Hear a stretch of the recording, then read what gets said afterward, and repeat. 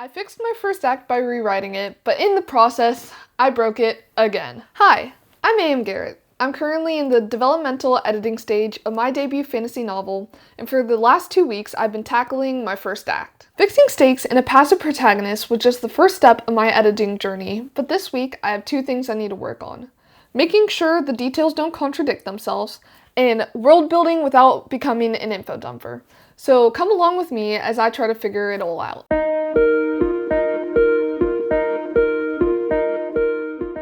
I've been struggling to find the balance between clarity and info dumping while still crafting a believable world. The big issue is that if the rules or the society itself is unclear, that may end up pulling the reader outside of the narrative, but if I explain too much, that may slow everything down to the point where it can become boring, and a reader usually decides if they're going to finish your book by the end of the first act.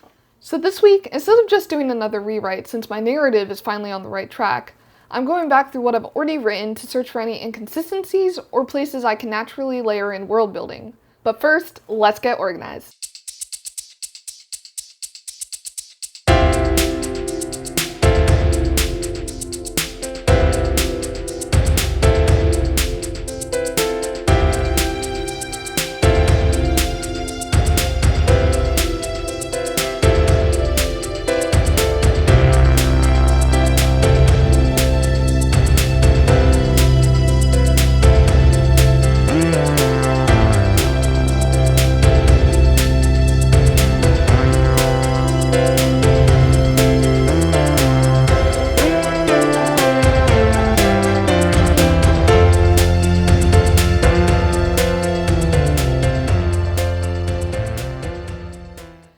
This is part of writing that I didn't expect, where I've written the story and in technicality it all works, but all the small details still don't. Over the last 2 weeks, I've been rereading what I originally wrote, and the same thought has crossed my mind more than once. How did I ever think that was any good?